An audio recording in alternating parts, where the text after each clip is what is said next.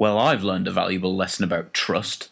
Arrested Development was such a great show, as you should know if you've seen some of my videos in which I maybe too often attempt to somehow get off with it, and sometimes try to interest it in a threesome with It's Always Sunny in Philadelphia. It was good enough that I felt I could give some of those involved some level of trust. Mitchell Hurwitz, the writer, and Will Arnett, one of the cast, appear as executive producers in the new Netflix original Flaked, a show that literally 2 people were excited about. I actually went into this with a positive outlook, but this good mood was quickly tarnished by an independent review score for Flaked being many points lower than Real Rob, which, without wishing to spoil my review, which you should go and watch right now, was about as funny as slamming your balls in a wheelie bin. While review scores are arbitrary, misrepresentative, and also smell bad, this difference in points dashed my confidence I once had.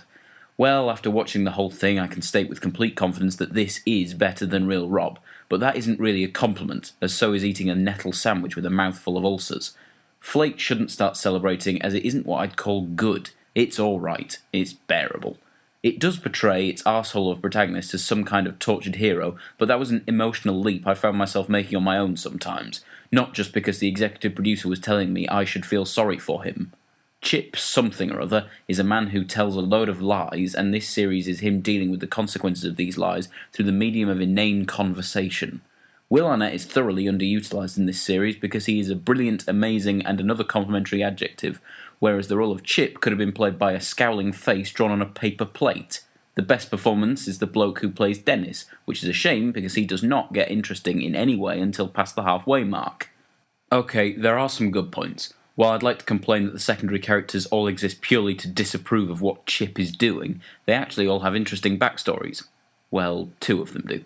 The show itself starts to court the notion of being interesting by episode 6, which is a shame because it is an 8-episode season, and the first 5 episodes are duller than watching beige paint dry on a completed tax return.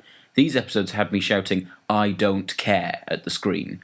I'm not an idiot. I'm well aware that the beginning is essential for any kind of payoff, but the payoff is not worth it. I would say there are 4 interesting events, but they are not worth the 2.5-hour wait.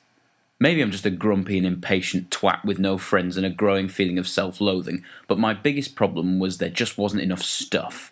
This show was like a huge pie with very small collections of filling. The filling was good, but there was just too much pastry to justify the whole thing. So I guess I would recommend finishing this show if you already started it, but don't start watching it unless you're a big fan of pastry. Flaked pastry.